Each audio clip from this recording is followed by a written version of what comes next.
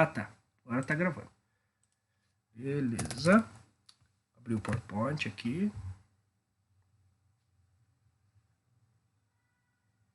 Tá. Então, como eu tinha falado semana passada, o que que acontece?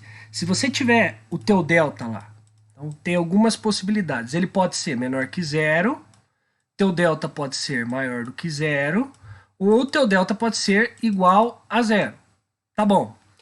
Se ele for menor que zero, lembrando, a gente extrai a raiz do delta lá na função, na equação resolutiva da equação do segundo grau. Então, o que acontece?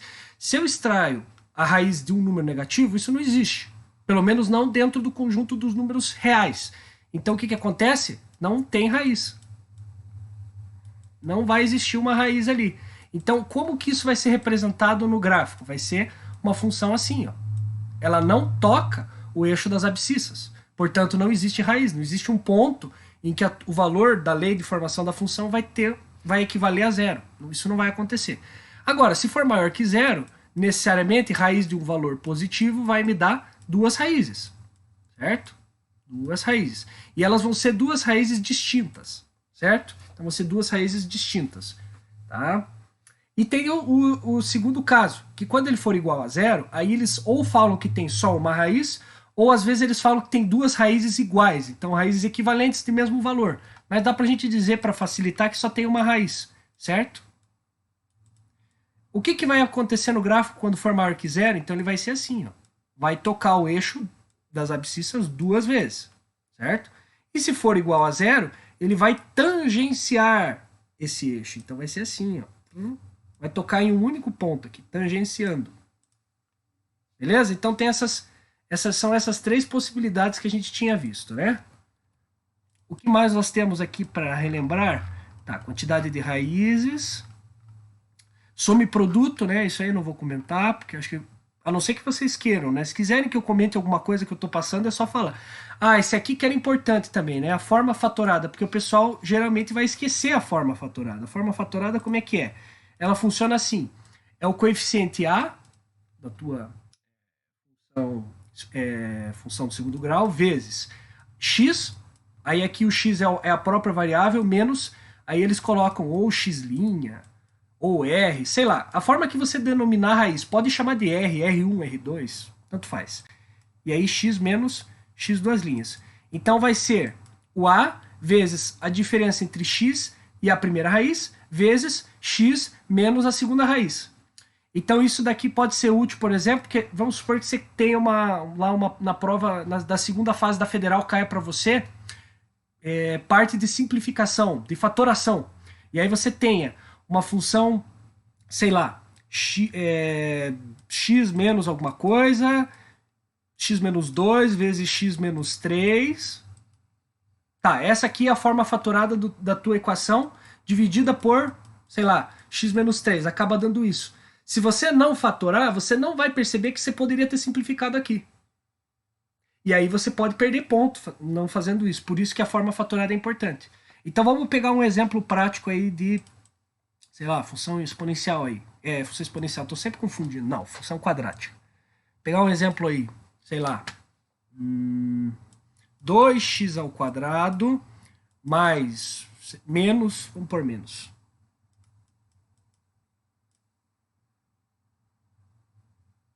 Peraí. Vamos apontar. Menos, sei lá, 3x mais 8. Sei lá, vamos ver o que acontece se eu usar isso daqui. Vamos ver. Então, vamos aplicar Bhaskara aqui e vamos ver o que acontece. Então, menos b, mais ou menos, raiz de b ao quadrado, menos 4ac, vai dar 8 vezes 8, 64. Veja que vai dar negativo. Então, vamos fazer um ajustezinho aqui. Vamos dizer, então, que ele é um número menor. Vamos dizer que é 1.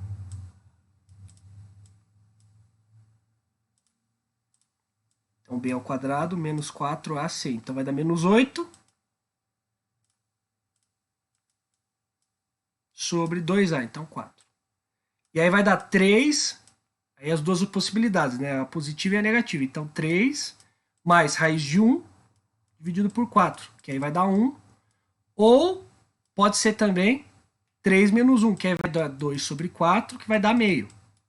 Então, essas são as duas raízes desta equaçãozinha. Vamos colocar aqui para ver o que acontece.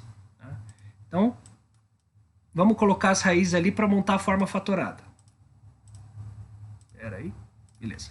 Então, coloco o coeficiente A, que no nosso caso é 2, e multiplico por x, aí mantenho o próprio x, menos a raiz. Então, pode pôr aqui x menos 1, e aí a outra raiz, x menos meio.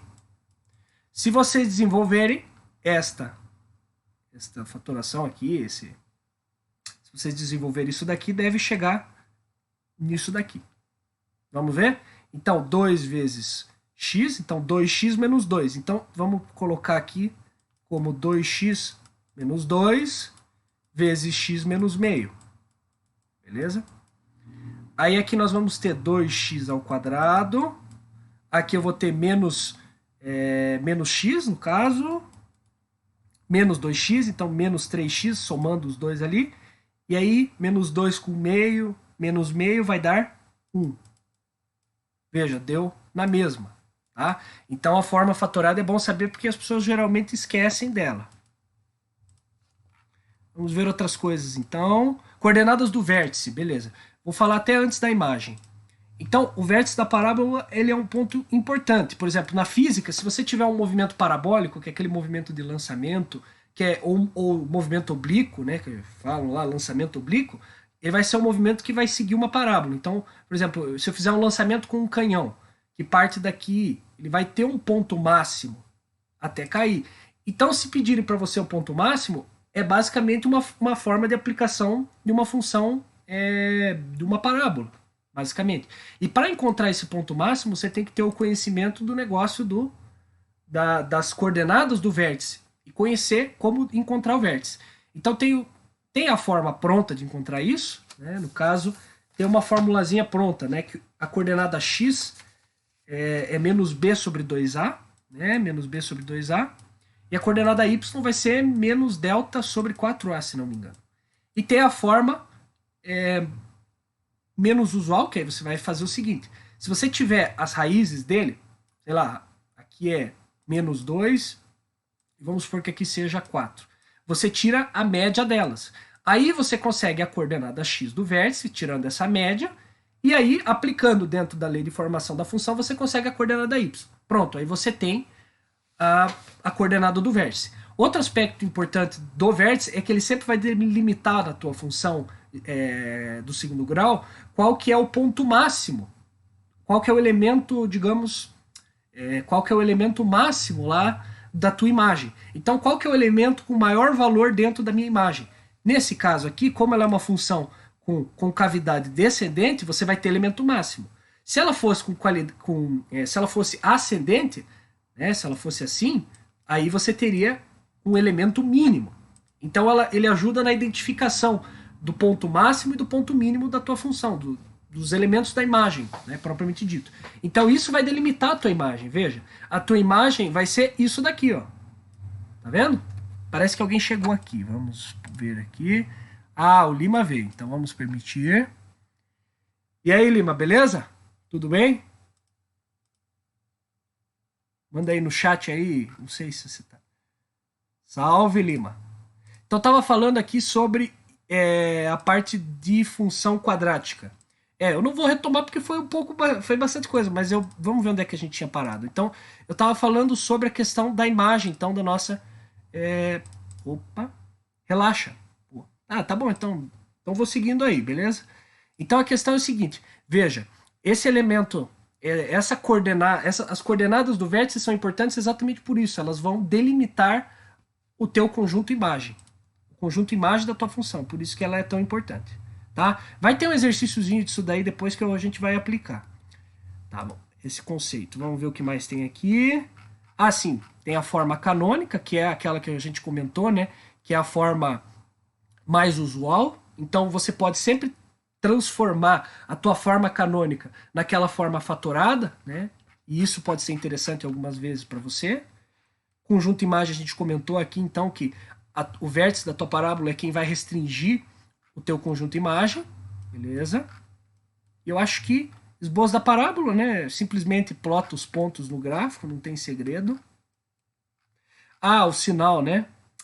O sinal Não tem segredo também. Você vai ter que sempre analisar essa questão do delta.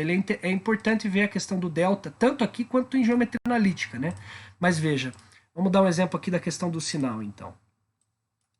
Veja, você tem que sempre ver com relação ao sinal. Se você está fazendo, por exemplo, muitas vezes você pode cair para você lá, resolva uma inequação. Sei lá, x ao quadrado mais 2x maior do que, sei lá, alguma coisa, 4. E aí você pode usar o negócio, você pode aplicar essa ideia do sinal aqui, né? Então vou dar um exemplo aqui, né, de como que você então na verdade eu vou retomar aquilo que eu já tinha dito do delta, né? Então delta maior que zero, duas raízes reais e distintas, tá? Delta igual a zero, você só tem uma raiz, ou alguns vão colocar que você tem duas raízes iguais. E se o delta for menor que zero, você não tem a raiz real, mas você tem raiz imaginária, que aí é outro tipo. Mas raízes reais não existem, não tem, não tem, não vai ter, então as raízes reais aqui, beleza? Então, no gráfico, como que vai ficar? Esse aqui, ele vai ter que cruzar duas vezes, certo? Como ele tem duas raízes, ele cruza duas vezes. Portanto, vai ser sempre assim, ou vai ser positivo, negativo, positivo, ou ele vai ser negativo, positivo, negativo. Veja, porque daqui para cima, todos os valores dele são positivos. Daqui para cima, todos positivos. Aqui no meio, os valores são negativos.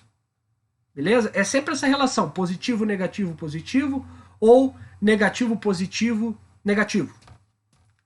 Quer dizer, positivo, negativo, positivo, ou negativo, positivo, negativo. É isso. Se for uma raiz, ele vai ser ou totalmente para cima, né? Como ele vai tangenciar aqui, vai ter na verdade um único ponto em que ele equivale a zero. Né? Então ele vai ser ou todos os valores dos elementos dele vão ser positivos ou todos vão ser negativos. E se o delta for menor que zero, aí você, né? O que acontece se o delta for menor? Peraí, cima, cruza. E agora eu me confundi. Peraí, se o delta for menor que. Então, se o delta for menor que zero, não tem como ele cruzar com as abscissas, né? Então, vai ficar para cima. Então, da mesma forma, todos são positivos ou todos são negativos. Só que existe só uma diferençazinha básica aqui. Porque nesse daqui, eles são, digamos, alguns autores vão colocar que eles são estritamente positivos ou estritamente negativos. Porque quando você considera, o zero é considerado elemento neutro. Porque ele é tanto positivo quanto ele pode ser negativo ao mesmo tempo. Então o fato de ser estritamente positivo faz com que não tenha o zero ali junto. Porque o zero tem essa ambiguidade, digamos assim. Então, para o delta menor que zero, eles são estritamente positivos ou estritamente negativos. Delta igual a zero, eles são positivos ou negativos. E delta maior que zero vai ter esse aspecto de que vai ser ou positivo, negativo, positivo, ou negativo, positivo, negativo. Beleza? Isso daqui que é a questão do sinal. Vamos ver, o que mais aqui? Tá, isso aí a gente falou. Vou pular a parte de inequações aqui, porque inequação, ó, veja, é basicamente aplicar e ver onde que é negativo, onde que é positivo, onde que vale zero, e ver os pontos em que a tua sentença lá é cumprida. Então, ver onde que ele dá menor ou igual a zero. Então, o teu limite, por exemplo, aqui, vai ser nesse ponto aqui que ele dá zero, nesse ponto que ele dá zero, e nesse meio, porque nesse meio daqui da tua função, entre esses elementos, você vai ter valores negativos, que é a condição que ele pede aqui. Então você vai ser onde vai ter os valores negativos. Lembrando também que se você fosse fazer um intervalo, você tem que considerar os limites dele, porque o elemento menos 11,75 é igual a zero. Então não são só os valores menores, tem que pensar que são os valores menores ou iguais. Então vai ser essa região aí definida por esse limite inferior e esse limite superior que ele deu para nós aqui. Mas isso aqui não é muito complicado, é só você, tendo essa noção da ideia do sinal da função, você já consegue resolver essas inequações, beleza? Eu não vou falar de função definida por várias sentenças, porque isso daqui é basicamente mistura de várias funções, né? Aí o que você faz? Você restringe, diz para ele, ó, eu quero que você aplique essa função nesse intervalo aqui. Aí eu quero que a partir desse você aplique essa outra. É basicamente isso, não vai ter segredo aqui, né? Aí você usa aquelas condicionais. Se x está entre tanto, aplica tal função. Se x está entre... Então é basicamente isso daí. Vamos ver aqui outras coisas. Tá, função exponencial, que é a próxima que nós vamos falar. E aí eu vou passar até aquela regrinha que eu tinha colocado, eu acho que eu coloquei no Instagram. É uma regrinha que funciona bem interessante, tá? Porque para quem, por exemplo, está investindo, e aí a pessoa, pô, quanto tempo vai demorar para eu ter o dobro do que eu investi? Aí é aquela regra do 72, que até acho que o Miguel me perguntou, né? Então eu vou comentar dela daqui a pouco. Então o que é função exponencial? Nem sempre a relação entre as variáveis vai ser na forma de uma função linear ou numa função exponencial, ou de uma função, sempre fico confundindo exponencial com quadrado, ou de uma função quadrática, uma função de segundo grau. Então, nem sempre as suas funções elas são ditas como a gente tinha comentado, nem sempre elas vão ser funções polinomiais. Ah, tem só um polinômio, que é do tipo, sei lá, x ao quadrado mais 2, por exemplo. É uma função polinomial, porque ela só depende dos valores de x. Mas a gente às vezes vai ter que usar outros tipos de funções, funções que vão variar conforme outras questões. Por exemplo, função seno de x, ela não está dependendo do valor do x, ela está dependendo do valor do seno do x. Por isso que ela é dita que ela não é polinomial. Aí ela entra numa classificação lá de transcendental, mas isso não é importante. O importante é perceber então que nós vamos ter vários tipos de funções. E cabe a vocês perceberem quando que a gente vai utilizar cada tipo. Função exponencial, então, vamos ver aqui. Eu não vou usar esse exemplo aqui. Por exemplo, população. População, dependendo do país, se o país realmente está tendo um crescimento exponencial considerável, ela vai ser uma função exponencial, né? Vai ser uma função assim, ó. Sei lá, tem um número inicial da população lá, sei lá, coloca um ano qualquer aqui, 1990, e aí eu quero ir até, sei lá, aqui seria teoricamente zero, mas dane-se. E aqui 2020. E aí eu faço o gráfico e vejo que a população é assim. Ela pode ser dessa forma. Claro, em alguns países vai ser diferente. Em alguns países a população vai se comportar desta maneira, uma curva S, né? Mas a função exponencial explica vários fenômenos. Vou dar alguns exemplos. Ela explica população, ela explica decaimento radioativo. Então, por exemplo, se eu tiver... Deixa eu pegar aqui, caneta. Eu tenho um certo número de mols de átomos de carbono. Conforme o tempo, esse mols aí de átomos de carbono vai sendo reduzindo a metade conforme o tempo vai passando. Então vai ter um número X lá, depois de um ano, por exemplo, supondo que seja em um ano você tenha perdido metade do número de mols de carbono. Aí você vai ter metade em um ano. Aí no segundo ano você vai ter um quarto do que você tinha antes. Certo? Então não é uma taxa fixa. Então ele vai ter essa ideia do decaimento radioativo. Também é explicado por uma função exponencial.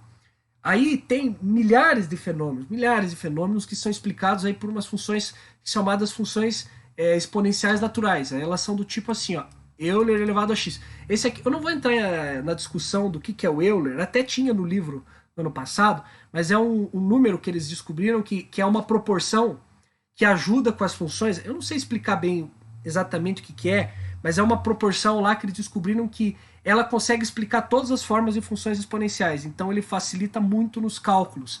E muitos modelos estatísticos de várias coisas utilizam variações de funções exponenciais. Por isso que elas são tão importantes, né? Então vamos lá.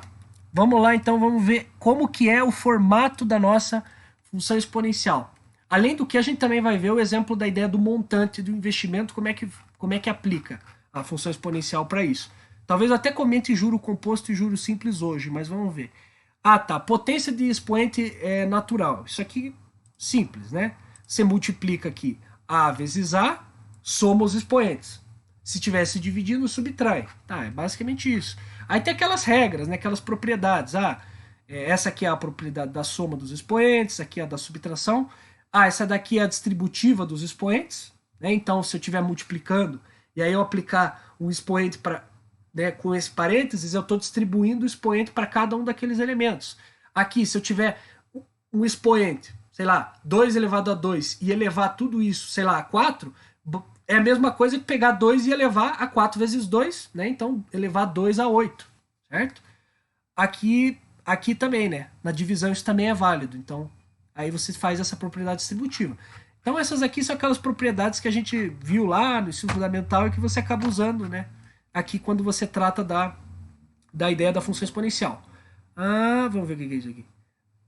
Inteiro negativo. Isso aqui é do negativo. Então, quando você tiver, sei lá, 2 elevado a um número negativo, lembre-se, é a mesma coisa que você fazer inverter. Então você coloca e faz a inversa desse número.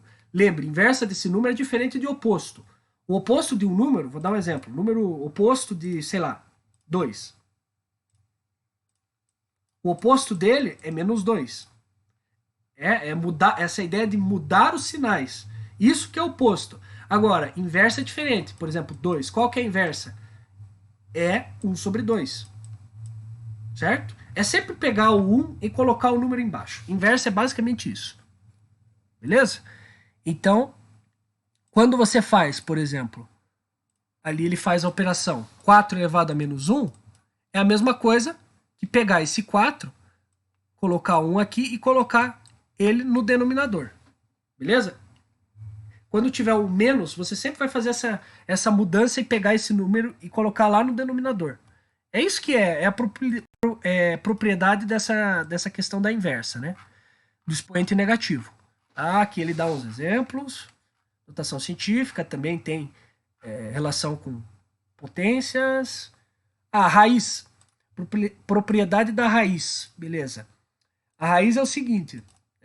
Aqui eu tô falando bem rápido só pra gente lembrar, né? Então, raiz. Epa, deixa eu apagar aqui. Então, vamos supor que eu tenho uma raiz n de x elevado a x, qualquer lá, né? Então, como que eu vou transformar isso aqui num expoente de x? Então, eu faço o seguinte. Eu pego o x e coloco assim. Então, veja, se fosse, por exemplo, raiz quadrada de 2, eu faria como? Pegaria esse 2 e colocaria assim, ó. Então, eu pego este expoente, vai ser o numerador. E este aqui do radical, aqui da tua raiz, vai ser o denominador. É basicamente isso, não tem segredo. Aí essas transformações aí podem cair no vestibular, e pode ter questão com essas coisas, né? Mas isso aqui eu só estou retomando. Então, nesse caso, seria... o x seria, então, como é que eu representaria isso? Então, eu pegaria esse n, ficaria no denominador, e o a ficaria no numerador. Pronto, representei a minha raiz. Beleza? Vamos lá, raízes, beleza. Potência de expoente racional. Vamos ver o que é. Para dar raiz quadrada. Isso aqui a gente já tinha comentado. Tá, isso aqui eu comentei ali, não é importante. Vamos para o próximo. Vamos direto para a função exponencial, então. Beleza? Então, como que são essas funções? Como que elas funcionam? Normalmente, vamos dizer que elas podem ter um formato mais elaborado, mas geralmente elas são assim, ó. F de x igual a, normalmente, AK elevado a x. Normalmente as nossas funções vão ser desse tipo.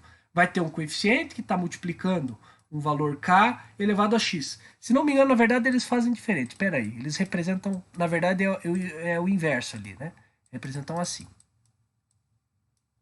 Então, é um coeficiente, lá um número fixo, uma constante que está multiplicando o valor de um número qualquer elevado a x. Normalmente as funções são assim. Mas pode ter também um coeficiente b, mas geralmente, quando cai no vestibular, é desse formato. Beleza? E aí, o que acontece? O que é importante? Primeira propriedade aqui que nós vamos sublinhar. O valor do coeficiente a tem relação com o formato da tua função. Então, por exemplo, vou dar um exemplo. O ponto 1 é um ponto essencial aqui, porque veja, quando o teu a for maior do que 1, o que acontece? Aí a tua função vai ser desse formato. Beleza? Ela vai ser desse formato. Agora, se for o contrário, se o a for menor que 1, aí ela vai ser desse formato. Então veja que o valor do coeficiente a tem relação com o formato da tua função. E se o a for igual a 1, aí ela vai ser uma função constante, porque 1 elevado a qualquer coisa vai dar o próprio 1, né? Então vai dar sempre 1, né? Mas tudo bem. Isso é só. Outro aspecto interessante é que ela sempre cruza o valor 1. Por quê? Porque quando o teu a elevado a 0, dá sempre 1. Aqui é até interessante sublinhar. Por que o a elevado a 0 dá 1? É uma coisa bem simples. Eu tinha muito essa dúvida. Por que alguma coisa elevada a 0 é 1? Mas veja, se eu tiver, por exemplo, o a elevado a m. Que droga essa coisa. Mexer com o mouse aqui é ruim. Beleza. A elevado a m. E multiplicar por um a elevado a menos m, é a mesma coisa que se eu tiver um a elevado a zero, né? Porque pela aquela propriedade da soma, aí o que eu estaria fazendo? Eu estaria somando o m com menos m, dando zero, portanto. Portanto, vai dar zero. Agora, veja, se nós usarmos aquela propriedade de que quando nós temos o menos alguma coisa, a gente faz aquela inversa, como é que vai ficar? Vai ficar a elevado a m vezes 1 sobre a elevado a m, o que vai ser igual a elevado a zero. Assim, podemos concluir que a elevado a zero, corto esse com esse, a elevado a zero é 1. Beleza? Então, é por isso que a elevado a zero é 1. Então, isso que é interessante de notar. Sempre na tua função exponencial, ela vai cruzar ali o eixo 1. Vai cruzar o eixo das ordenadas, né, o eixo y, no valor 1. Beleza? Sempre ela vai ter esse elemento dentro da imagem dela. Tá bom? Outro aspecto aí que vamos comentar, deixa eu ver se tem mais alguma coisa aqui importante que eu tenha esquecido. Vamos ver ele no livro se ele comenta alguma coisa. Tá? Aqui ele fala da questão exatamente do que a gente comentou, do valor do x ali. Peraí, se x maior que zero... Tá, isso aqui na verdade está comentando sobre o valor do x, não daquele coeficiente, mas tudo bem. Aqui ele plotou, né, os valores do gráfico, então veja que o crescimento exponencial é muito mais rápido do que um crescimento linear, né? Tanto que isso daí é um dos motivos de você não notar, por exemplo, você acaba não notando quando você fizer, por exemplo, empréstimo. Dificilmente você acha empréstimo em juros simples. Os juros compostos, como a gente vai ver, eles crescem muito mais rápido. Então o banco sempre está ganhando um dinheiro a mais no teu empréstimo e que você acaba nem vendo, porque ele pega o valor projetando lá no final e divide no número fixo de parcelas. E aí você acaba não percebendo quanto que você está perdendo pegando esse tipo de empréstimo, né? Então veja, mas isso a gente vai comentar depois. Aqui ele... Fala, Alexandre. Ah, beleza, deixa eu ver aqui. Você lembra do exemplo de função exponencial que o Romano deu, falando do tabuleiro de xadrez? Eu acho que tinha os grãos e eles iam dobrando com cada casa do tabuleiro. Isso. E tem até um aspecto interessante que função exponencial não deixa de ser uma PG. Veja, isso na verdade era mais um exemplo de PG. Né? É mais interessante até quando a gente trabalha com PG, mas veja. Uma PG é o quê? Uma PG eu tô, por exemplo, sei lá, eu tô com 2 grãos, coloco 2 grãos no primeiro. Aí ele diz, dobra cada, né? Então 4. Aí no próximo quadradinho eu vou ter 8. No próximo vou ter 16. Depois vou ter 32, 64 e aí vai indo. Isso aqui é uma PG. Por quê? Porque eu estou multiplicando por 2 para encontrar o próximo termo. Então isso aqui não deixa de ser uma aplicação de PG. A minha, razão da minha PG, razão Q, é 2. E isso pode ser, esse fenômeno pode ser descrito por uma função exponencial, sim. Pode sim. Não deixa de ser uma aplicação de uma função exponencial, por exemplo. Né? Mas é mais comum que caia, por exemplo. Ah, tá. Então, se o tabuleiro de xadrez tem tantos quadradinhos lá, eu nem sei quanto que tem, mas nesse fenômeno, se eu tiver tantos quadradinhos, me diga qual que é o número de grãos de arroz que eu vou ter que ter para pôr nesse tabuleiro de xadrez. Então você vai ter que aplicar lá aquelas fórmulas de PG, né? Se não me engano, a fórmula, aí no caso é a fórmula da soma dos elementos da PG. A soma da PG, se não me engano, é A1 vezes Q elevado a N menos 1 sobre Q menos 1.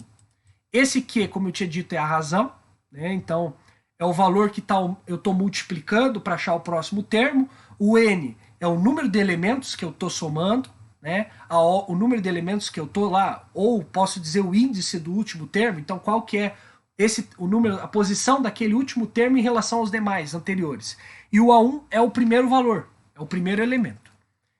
Mas isso daqui não deixa de ser uma das aplicações. Eu até posso depois mostrar como é que chega nessa formulazinha aqui, mas deixa para lá que isso daí vai ocupar muito tempo. Mas é verdade, realmente dá para utilizar a ideia do tabuleiro nesse caso, tá bom? Aqui o número da exponencial, isso aqui é um negócio aqui que eles viram, que quando você pega, eu até falei que não ia comentar, mas vou falar bem rapidinho. Eles notaram que quanto maior os valores que eles colocavam dentro disso daqui, então quando eles pegavam somavam com um valor gigantesco, aí pegavam toda essa bagaça e levaram a um número muito pequeno, né? Porque 1 dividido por um número muito grande vai dar um número muito próximo de zero. Eles notaram que isso tendia a uma constante. E foi a partir disso que eles descobriram essa constante aí que é tão importante dentro de matemática, né, estatística, tantas coisas, né, que utilizam essa constante, né? Mas eu não vou entrar muito nesse aspecto, tá? Beleza, aqui propriedades. Tá. Aqui ele está falando de uma das propriedades dessa função, que é o seguinte. Vamos pegar aqui. É uma função assim, ó.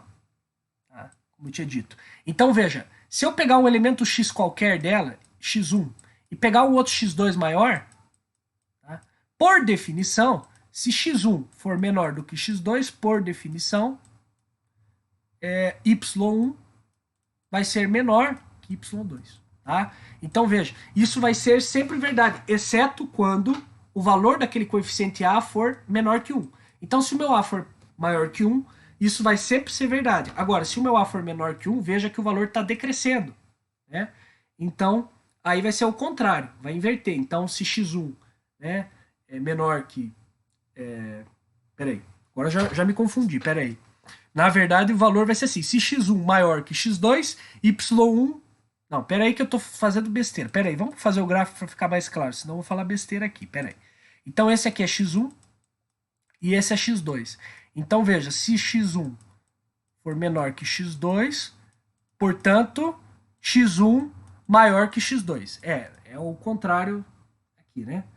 Então, veja, então ele está decrescendo exponencialmente, então, necessariamente, um termo menor, um elemento menor do teu domínio vai ter que dar um valor maior no contradomínio, na imagem. Beleza? Isso aí que é a propriedade que ele está falando aqui. Beleza. Aqui ele também é isso que eu disse, né? Tá bom? Gráfico com translação, isso aqui não é importante, tão importante assim. Vamos falar outra coisa. Tem mais coisa aqui. Equação exponencial. Tá. Equação exponencial. Vamos fazer uns exemplos aí. Beleza. Então, por exemplo, a forma mais simples de resolver uma equação exponencial, do tipo, por exemplo, 4 elevado a x igual a 8. A forma mais simples de fazer isso é fazendo o seguinte. Eu pego e coloco ambos na mesma base. Essa é a forma mais simplificada que tem. Então eu pego 2 ao quadrado de x. E esse aqui também vou colocar em função de 2. Então 2 ao cubo. Beleza? E aí, usando aquela propriedade da multiplicação que eu tenho dos expoentes, eu vou ter 2 elevado a 2x é igual a 2 ao cubo. Então, como estão com a mesma base, eu posso dizer que 2x é igual a 3. Portanto, x igual a 3 sobre 2. Beleza? Então, quando você tem bases iguais, é muito mais fácil de resolver. Você pode usar também, outra forma de resolver, é aplicando logaritmo. Tá? Então, por exemplo, porque usando aquela propriedade do logaritmo, a gente pode até falar outra hora de logaritmo, mas veja. Então, 2 elevado a x é igual a um número aí, 7. Aqui não tem como eu fazer essa transformação de base. Tá? Não tem nenhuma forma de eu transformar e deixar ambos com a mesma base. Mas eu posso fazer o seguinte, eu aplico o log de 2 deste lado da equação e aplico o log na base 2 deste lado da equação. Aí eu vou ter... Aí o que acontece? Log de 2 elevado a x é igual a log de 2 de 7. Aí, como ele está com esse valor elevado aqui, nessa parte que a gente chama de logaritmando ou antilogaritmo, né? O que eu posso fazer? Uma das propriedades diz que eu posso tombar esse x e jogar ele lá eu posso pegar, tirar do logaritmo e jogar ele multiplicando nesse lado da equação. Então vai ser x vezes log 2 de 2. Então, 2 elevado a que número que dá 2? 1. Portanto, posso tirar o log, vai dar 1 vezes x. Então, vou ter que a nossa equação vai ser x igual log 2 de 7. Aí, nesse caso, provavelmente ele te forneça lá alguns valores dos logaritmos, aí você vai aplicando as propriedades até encontrar uma aproximação para o valor de x. Beleza? Mas isso daí outra hora a gente tem que comentar sobre logaritmo, né? Não vai ser agora. Eu fiz um resumão de. Às vezes até tem. Equação exponencial é meio complicado, porque às vezes até você tem que usar mudança de variável. Agora, eu não me lembro quando, mas dependendo dos casos, você pode. Por exemplo, agora, na verdade, até tem um caso, por exemplo. Deixa eu pensar um exemplo bom aí para mudança de variável. Por exemplo, se eu tiver 2/3 aqui, é igual a 4/9. Aqui, deixa eu pensar se esse exemplo é bom. Pera aí. Aqui eu posso fazer a mesma coisa. Eu não me lembro agora. Acho que, na verdade, se fosse assim, ó. Agora dá até para usar. Agora eu acho que esse exemplo funciona. Veja, eu posso fazer o seguinte.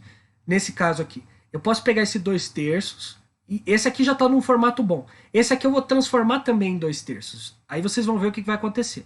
Veja, 4/9 é a mesma coisa que 2 ao cubo elevado ao quadrado, né? Então eu vou transformar isso aqui em 2 ao cubo elevado ao quadrado. E aí vai ter aquele outro 2 ali. Lembra, quando você tem expoente e dispoente, você multiplica eles. Então vai ser 2/3 elevado a 4. Beleza? O que nós vamos fazer então? Beleza? Agora nós vamos ter, então reescrevendo aqui, 2/3 de 2x. Vamos ver se vai dar certo. Eu acho que vai, porque ó, 4/9. Então eu vou ter o seguinte. Na verdade, para ficar até, acho que para funcionar eu posso fazer assim também, ó. Eu posso fazer o x aqui. Pera aí. Vou pôr a x aqui para ficar mais fácil de mostrar. Então veja, aí nós vamos ter então 2/3 de 4x. Beleza? 4x mais 1. Olha que interessante. O que a gente pode fazer é o seguinte. Vocês não estão vendo que esse daqui, esse aqui é a mesma coisa que eu pegar este elemento aqui e elevar ao quadrado? Quer dizer, é basicamente isso. Se eu pegar esse elemento e elevando ele ao quadrado, eu vou ter 2/3 de 4 elevado a x. Não é mesmo? Então eu posso fazer uma mudança de variável que vai facilitar muitas coisas. Eu vou chamar esse 2/3 elevado a 2x, eu vou chamar ele de, sei lá, uma variável qualquer aí, t.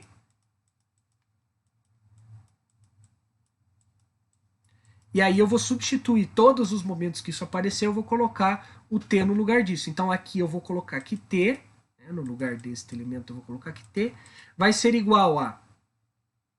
Aí aqui como a gente viu, né, é 2/3 de 4x. Então vai ser esses 2/3 de 2x elevado ao quadrado. Então vai ser t ao quadrado, mais 1.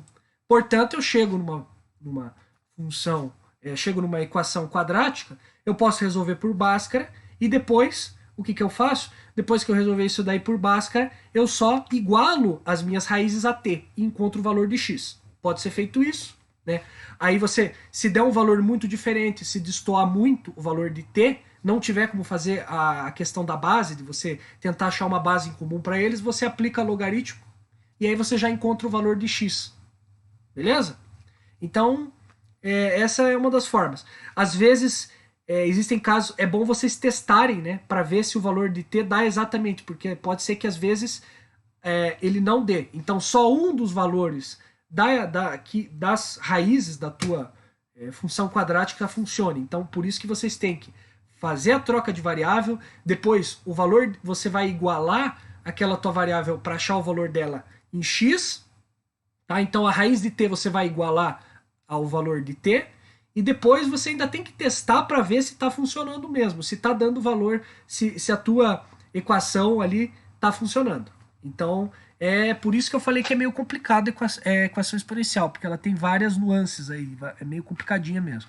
Aqui ele está falando do exemplo do decaimento radioativo, meia-vida, como eu comentei, você tem um valor inicial lá de mols, de número de átomos de um determinado elemento, se ele for radioativo, esse número vai caindo metade a metade conforme o tempo.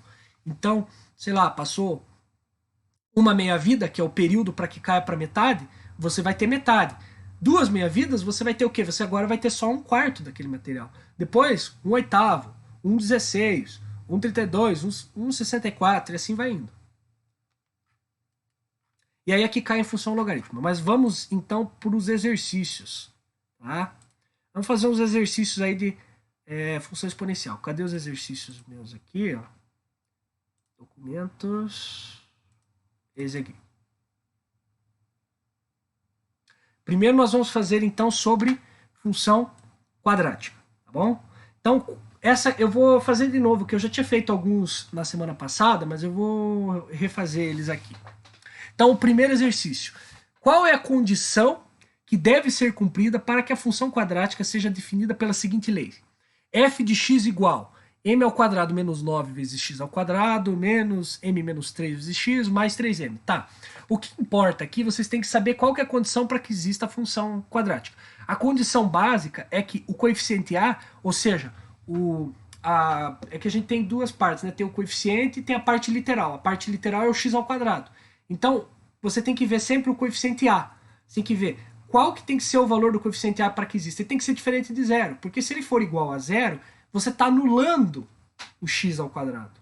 Ou seja, você está transformando a tua função quadrática, uma função de grau 2, você está transformando numa função de grau 1. Ou seja, você vai ter uma função do primeiro grau e não uma função do segundo grau. Então a condição é que teu a seja diferente de zero. Quem que é o meu a aqui? É o m ao quadrado menos 9. É só igualar m ao quadrado menos 9 igual a zero, jogo o 9 para o outro lado e extraio a raiz ali do m. Raiz de m ao quadrado é m e raiz de 9 é 3. Só que tem que lembrar que tem os dois sinais. O m tem que ser diferente de 3 e diferente de menos 3 também. Né? Porque se for... Porque outra coisa que a gente tem que perceber é o seguinte. A função quadrática ela tem essa questão. Porque, por exemplo, ela funciona como se fosse um tipo de um módulo. Vou mostrar aqui para ficar mais claro. Ela funciona como se fosse um módulo. Então, quando eu extraio uma raiz... Isso aqui até é bom vocês lembrarem, por exemplo, que tem uma propriedade que é o seguinte. Veja só. M...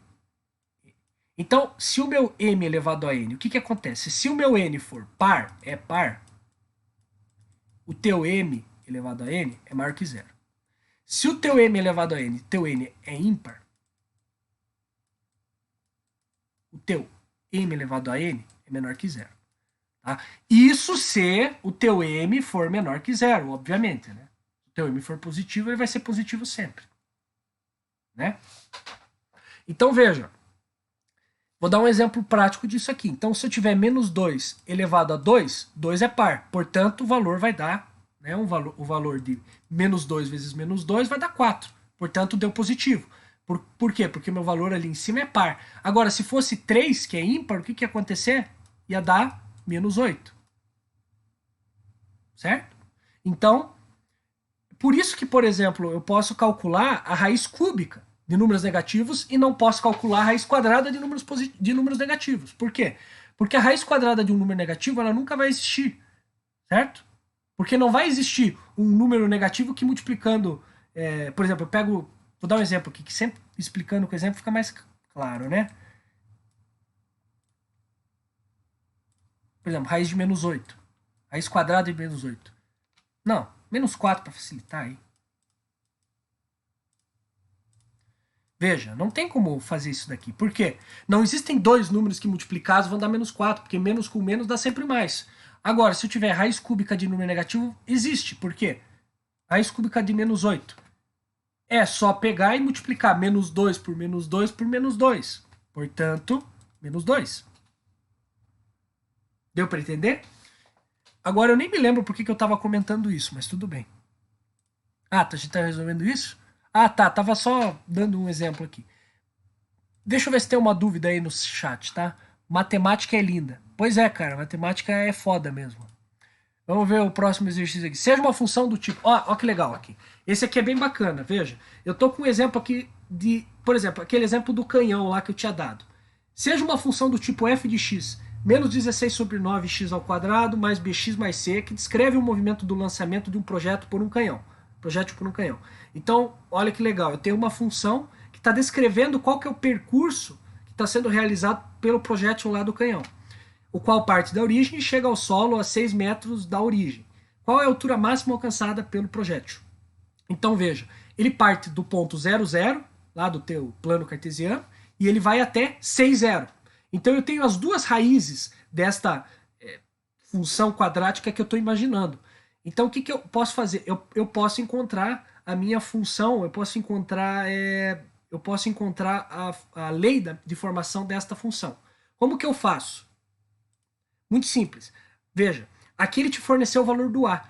Ficou faltando o do B e do C.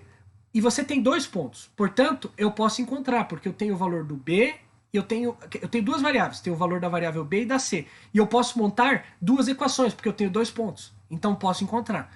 Então, vamos lá. O que foi fornecido para nós no exercício? Ele deu que f de x é igual a 16 sobre 9x ao quadrado. Tá. Vou colocar um ESCzinho aqui, peraí, só para ver. Tá? É menos, né? Mais bx mais c. Menos mais bx mais c. Beleza. E foram fornecidos os pontos 0, 0 e o ponto, qual foi o outro? 6 e 0, né? Aqui a gente pode resolver pelo sisteminha. Eu posso montar um sistema e aí encontrar os valores. É só colocar, substituir o valor de x e igualar o y para os 2 pontos. Então, como é que vai ficar para o primeiro? Vai ser menos 16 sobre 9. Ah, 0 ao quadrado? Ah, 0. Então, já desconsidera isso. Bx também vai dar 0. Pronto, já cheguei, meu ponto C é 0. Outro aspecto interessante de comentar é que em funções polinomiais, sei lá, ax ao cubo mais bx ao quadrado mais cx mais d. O termo que está sozinho, que está sem o x, é sempre aquele termo que vai dizer a tua imagem. Ou seja, qual que é o valor da tua imagem quando ela cruza o eixo das abscissas. Né? Então, lembrando, quando era função linear, o valor y que cruzava o eixo da abscissa era o b, né? Na função quadrática, ele vai ser o c. Na função, sei lá, na função do terceiro grau, esse elemento vai ser o d. E etc. E assim vai indo.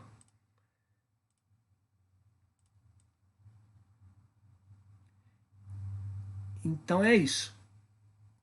Então a gente tem que lembrar pontos quais que nós temos. Nós temos 0, 0 e 6 e 0. Então meu C é igual a 0. Pronto, já achei.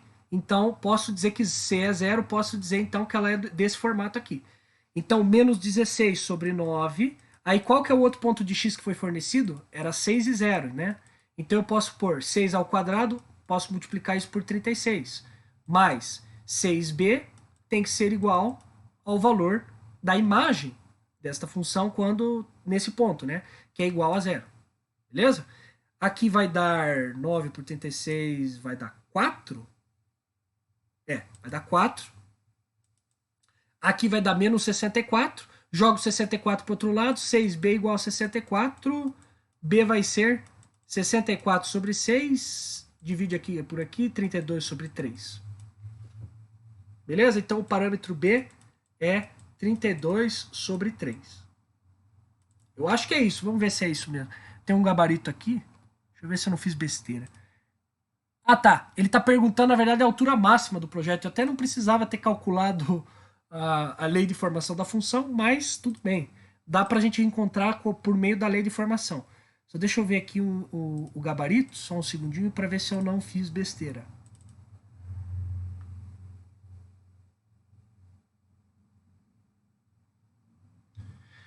Morando para carregar, pronto.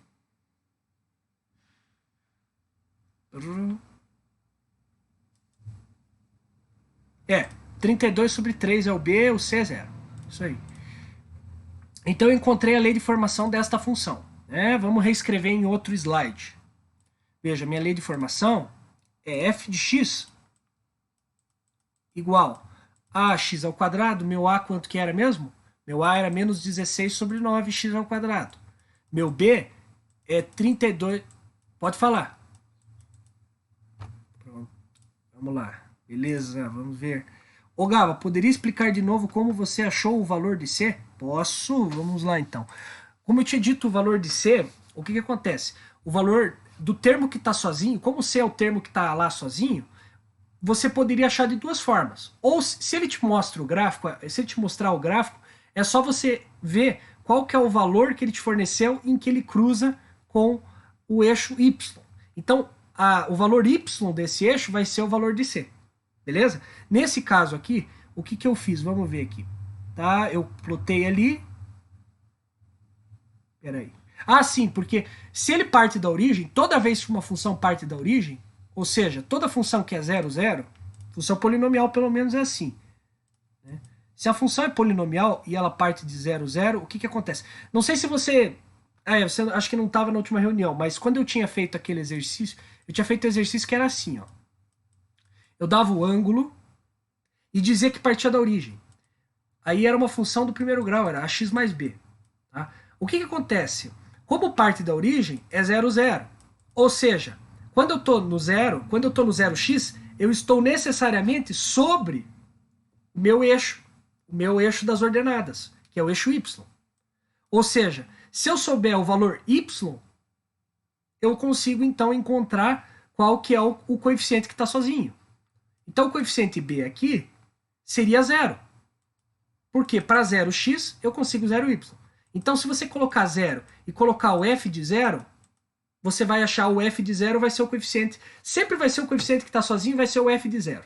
Beleza? É só pegar o 0, colocar na lei de formação da função e você vai notar isso. No meu caso, eu fiz isso. Eu peguei e coloquei o 0 aqui, 0 ao quadrado, e 0 ao quadrado apaga isso daqui, né?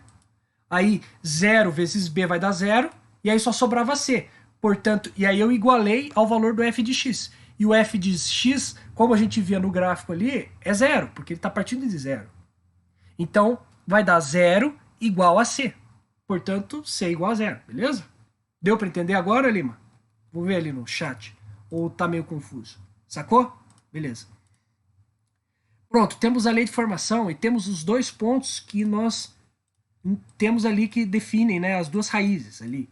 Os dois pontos de cruzamento com o eixo das abscissas. Beleza, são esses dois pontos. Legal. E agora?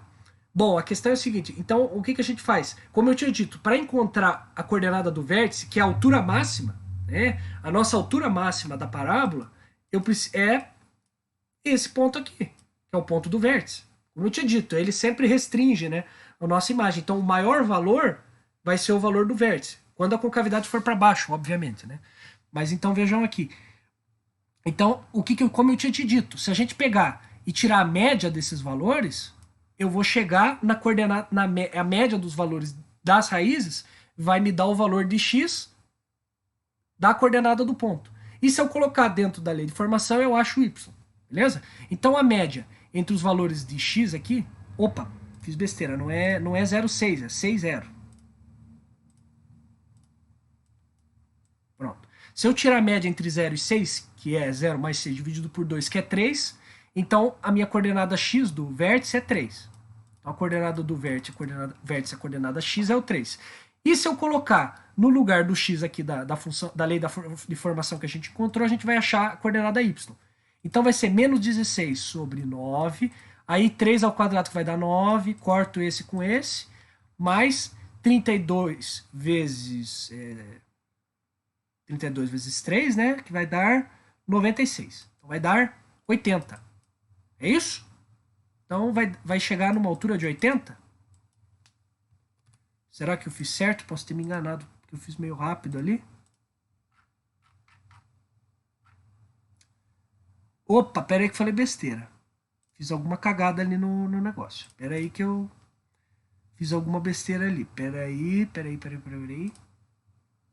Por que lá deu 16 e aqui deu 80? Dá para pagar esse negócio? Não dá mais para pagar, que bosta. Vou abrir, vamos refazer. Mas a função tá certa, pelo menos. Aí a gente vamos refazer para ver se a gente encontra ali. F de x, então vou retomar qual que era a função. Era f de x igual a menos 16 sobre 9x ao quadrado. O b, quanto que era o b? Era 32 sobre 3. 32 sobre 3x. E o c era 0. E quais que eram os pontos? Nós tínhamos 0, 0. E nós tínhamos o ponto 6, 0. Média entre eles, como eu disse, vamos refazer, 3. Então, colocando 3 aqui, corta esse com esse, menos 16. Isso aqui tem que dar certo. E aqui vai dar 96.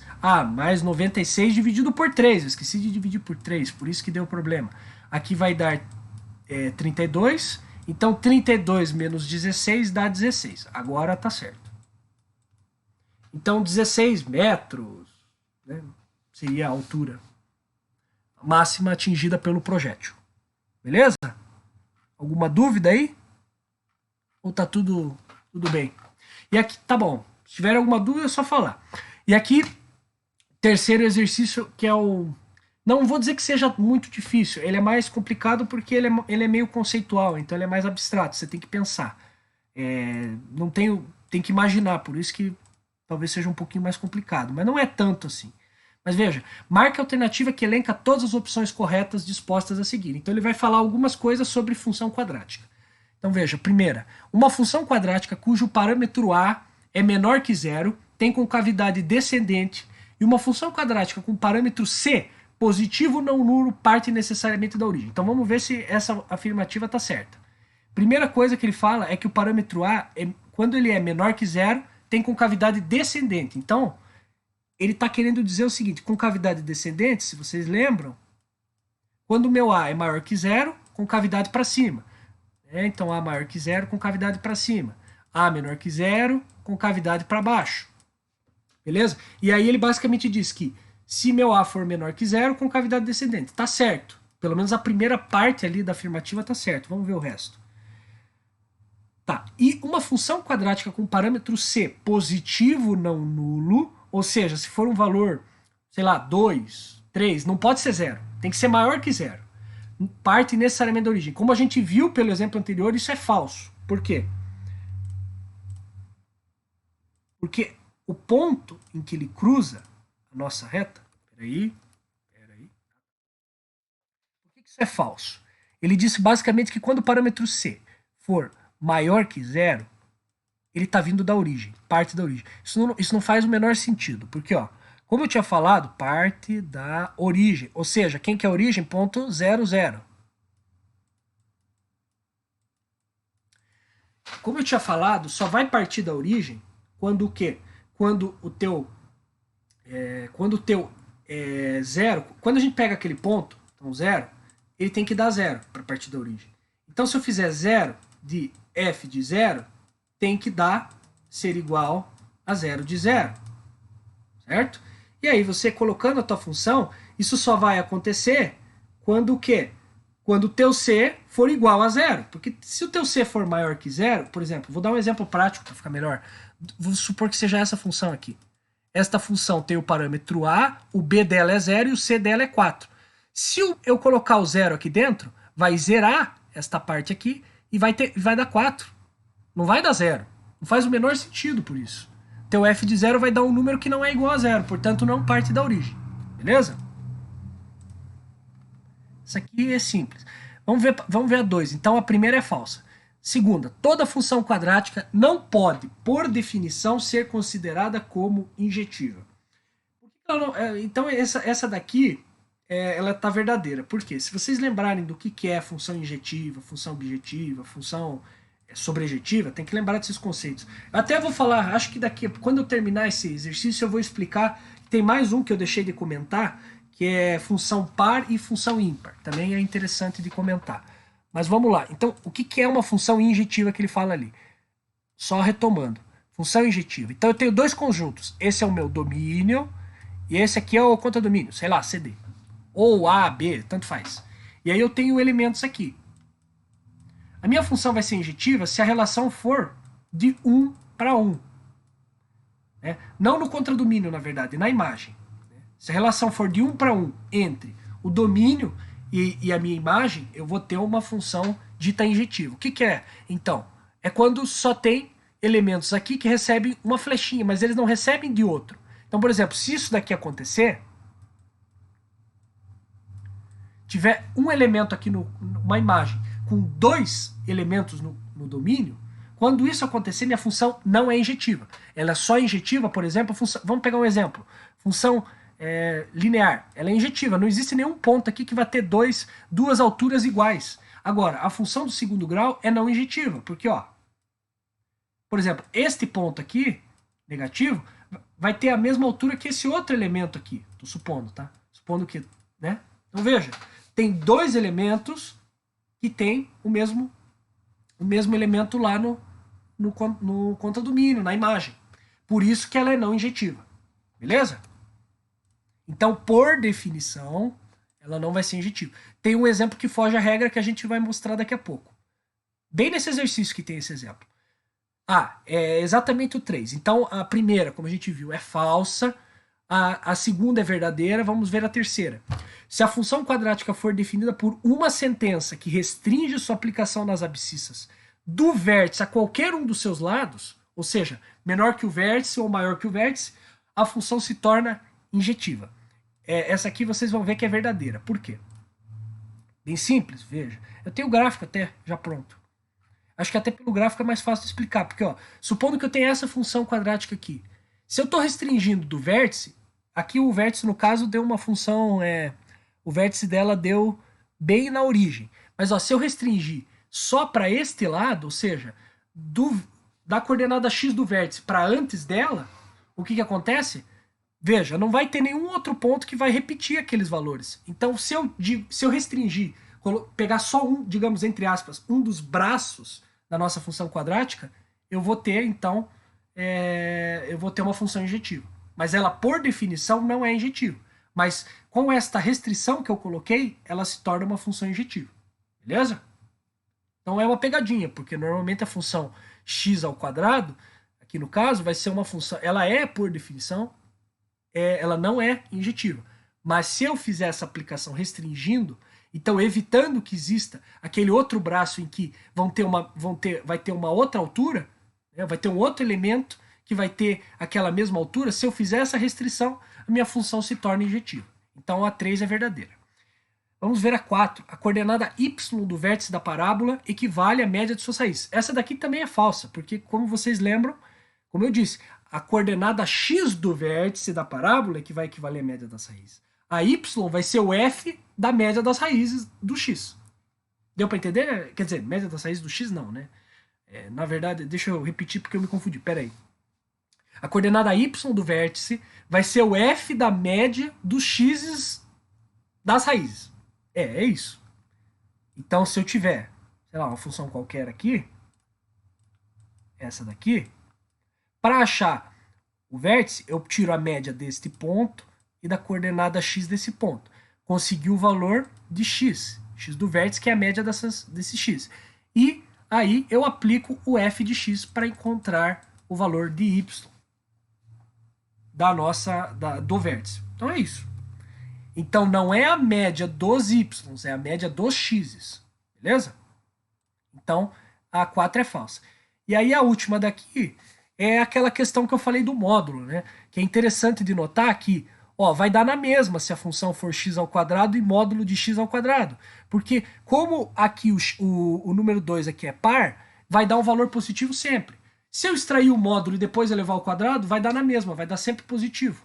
Então as funções f de x, x ao quadrado, e g de x igual a módulo de x elevado ao quadrado são equivalentes para qualquer valor de x do domínio. Isso é verdade. Porque ambas vão dar... O valor é o mesmo, porque o módulo não se altera quando eu aplico o módulo, só o sinal. Como o sinal com o x ao quadrado já dá positivo, tirar o módulo para depois aplicar o quadrado não vai mudar nada. Então a verdadeira, a 5 é verdadeira. Então 1 é falsa, 2 é verdadeira. Então 2 verdadeira, pode ser a B ou a C. 3 é verdadeira. 3 é verdadeira. A 4 é falsa. Então, 3 verdadeira, 4 falsa. E a 5, como a gente viu, é verdadeira. A resposta é a B. Beleza? Exercício aí mais conceitual. Também não é a C. Aí aqui estão as considerações, como a gente tinha comentado. Agora vamos falar um pouquinho, vamos fazer os exercícios, na verdade, de função exponencial. Tá bom? Função exponencial. Bom, vamos lá. Uma colônia de bactérias se reproduz por cisparidade. Assim, elas progridem como numa progressão geométrica. Putz, não entendi nada. Tanto faz, vamos continuar aí para ver se a gente entende. Mas a parte da progressão geométrica é aquilo que eu tinha dito. Se é numa progressão geométrica, você tem que pensar que está sempre a um valor inicial de bactérias e que cada vez vai multiplicando o número de bactérias por um valor lá. Então, por exemplo, supondo que elas se dividam em 4 a cada ciclo. Então, eu multiplico por 4. Então, uma bactéria vai dar origem a 4, que depois essas 4 vão dar origem a 16, que depois vão dar origem a Quanto que é? 64 e assim vai indo. Então veja aqui, se ela está crescendo uma progressão geométrica, então o que significa que de uma bactéria partem duas, as quais vão dar origem a outras 4 bactérias e vice-versa. Veja, está multiplicando de 2 em 2, porque de uma sai duas, que depois dá 4, que depois dá 8, depois dá 16 e assim vai indo. Então, a gente já pode fazer a função exponencial. Calma lá. Vamos só terminar de ler aqui. Seguindo essa lógica, quanto tempo demorará para a colônia ter chegado, né? É estranho, mas que eu saiba, quando é ter é dessa forma feia mesmo. Se fosse ser, talvez seria chego, mas isso não tem nada a ver com o assunto. Então vamos continuar. Se ela tivesse chegado a. Não. Vamos repetir que eu tô só me confundindo. Seguindo essa lógica, quanto tempo demorará para a colônia ter chegado a 65.576 indivíduos se essa paridade ocorrer a cada um segundo? Cada segundo, a cada um segundo. Tá bom. Parece complicado, mas não é tanto assim. Porque, ó, pense comigo. A gente tem que montar uma função que represente o número de bactérias. Sei lá, uma função n de t. Vamos chamar assim, n número de bactérias em função de t, que é o tempo. Ele disse para nós que ele começa em uma bactéria, portanto, 1. Uma bactéria. Vezes. E aí, quanto que está sendo o valor que está sendo multiplicado? A cada segundo está sendo multiplicado por 2. Então vai ser 2 elevado a t. T segundos. Beleza?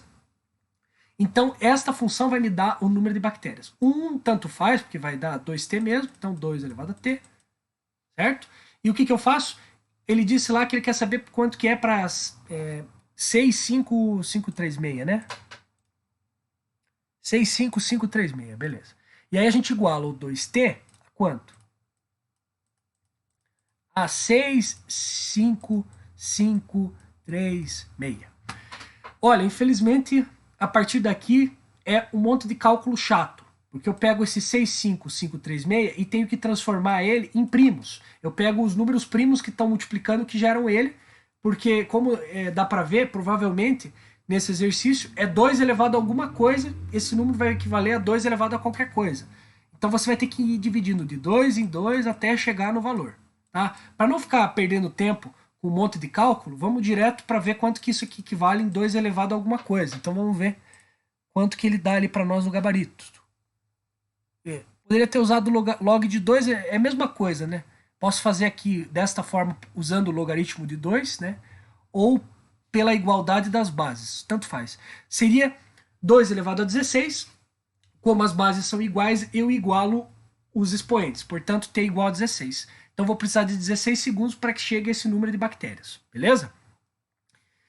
Próximo exercício. O próximo exercício é mais complicadinho que o anterior, é mais complicado mesmo. Mas o 3 aí vai ser bem difícil. Eu vou explicar depois a parte de juros para resolver ele. Então vamos no 2. Se a expressão P elevado PT, né, de K vezes 2 elevado a 0,05T determine a população de um certo município para um determinado ano T, e sabendo que em 1990 a população da cidade era de 300 mil habitantes. Quantos habitantes espera-se que ela terá espera-se que ela terá em 2020? Tá.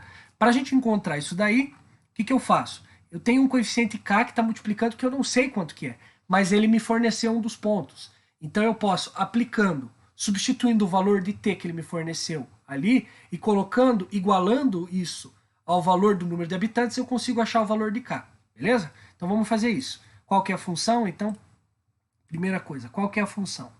Era P de T, que é igual a K vezes 2, 0,05T, né? E qual que era os valores? Era 1990, qual que era a população da cidadezinha lá? 300 mil habitantes. Beleza. População em 1990, ou seja, para um T em anos, né? Tem que ver sempre se a unidade é a mesma, senão você tem que converter, mas como está em anos, está certo. Então o T é o ano e ali a população que era de 300 mil habitantes. O que eu faço? Como eu falei, você iguala isso daqui aplicando a esse ponto, que você sabe que nesse ponto aí você tem um dos pontos, né, da função, e aí você consegue achar o valor de K. Então vamos lá, substituo o T aqui, então K vezes 2 elevado a 1990 vezes 0,05 Mesma coisa que calcular metade e depois multiplicar por 0,01, né? Metade disso aqui vai dar 5, 9... Peraí, não estou muito bom aqui para fazer cálculo de cabeça. 2 vai dar... Aqui vai dar 9, aqui vai dar 9... 995? Não. Deixa eu ver, porque eu não quero fazer besteira. 995. E aí, multiplica por 0,01. Então, vai ser 9,95. Né? Isso, 9,95. Eita, fiz um zoom, deu um zoom aqui. Essa aqui. Tá. Então, vai ser 9,95 o valor aqui. E quanto que vai valer, qual que vai ser a imagem dessa função aqui que ele forneceu para esse ponto? 300 mil. E aí eu posso pôr no formato de 3 vezes 10 elevado a alguma coisa, que vai ser 1, 2, 3, 4, 5, 10 à quinta, né? Então nós vamos ter que K, aí eu posso já jogar isso aqui dividindo, vai ser 3 vezes 10 à quinta dividido por 2 elevado a 9,95. Esse é o valor de K. Eu não vou calcular exatamente quanto que isso aqui vale ainda. Vamos ver o que ele está perguntando, que se a gente mantiver assim pode ser mais fácil de resolver. Não dá para pagar mais. Vamos pôr um outro slide, então. Peraí, novo slide. Então esse aqui é o valor do K. É 3 vezes 10 à quinta. Puta merda. Esses negócios são complicados de mexer, hein? Beleza. Então o nosso... quanto que era? Agora eu já perdi, né, o valor, né? O K era 3 vezes 10 à quinta vezes dividido por 2, 9,95, né? Então o que eu faço? Né? Eu já tenho o valor do K. A minha função é 2t vezes esse K aí. O que eu faço? Agora eu aplico para quem ele está me perguntando. Ele estava perguntando, acho que para 2020 ou para quando que ele está perguntando? Ele quer saber qual que vai ser o valor em 2020. Então, basta pegar e aplicar o 2020 aqui no T. Se bem que aqui, na verdade, era multiplicando por 0,05, né? Então agora tá certo.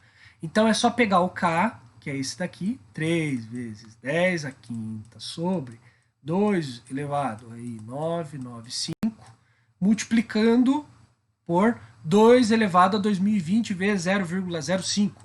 Então, 2020 vai dar, acho que, não é 110, né?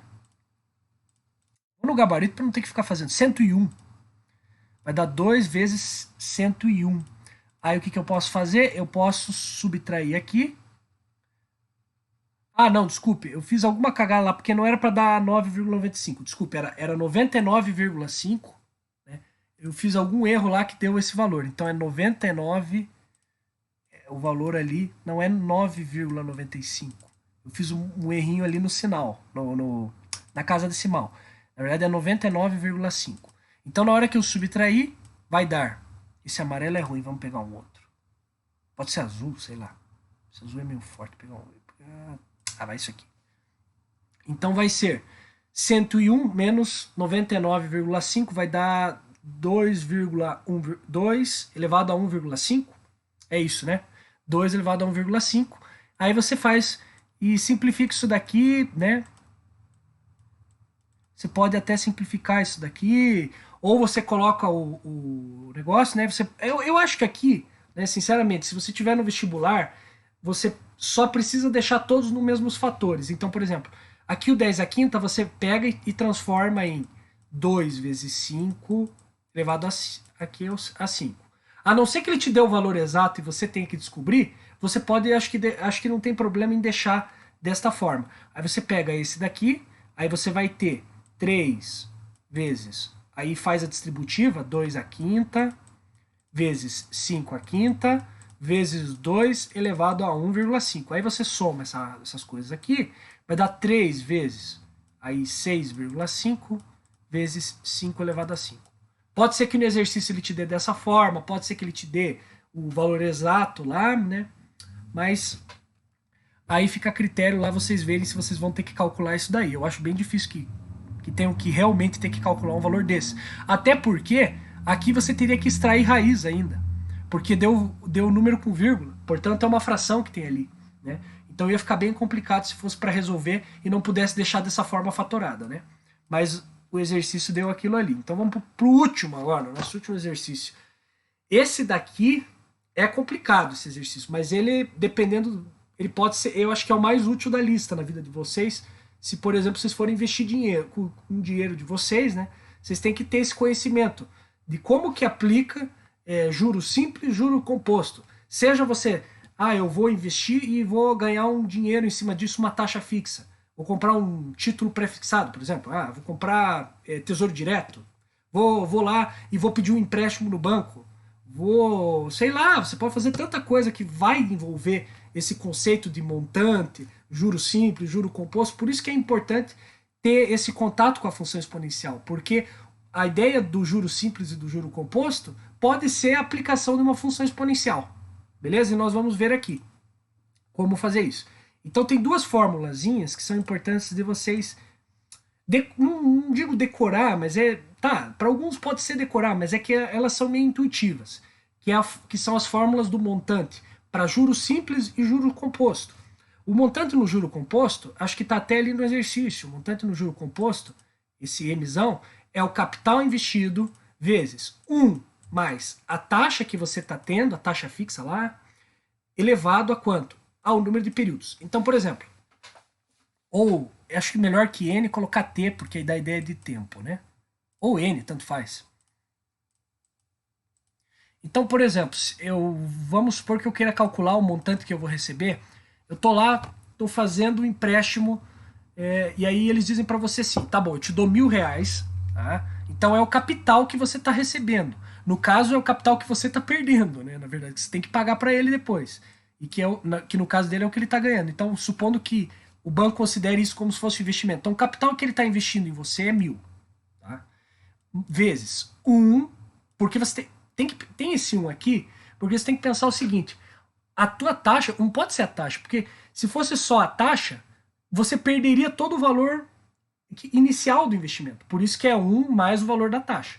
Então, supondo lá que seja uma taxa, eu vou te cobrar uma taxa, hoje está na faixa de 2, 2,5, supondo que seja 2, né? Sei lá. Então, estou cobrando de você uma taxa de 0,02.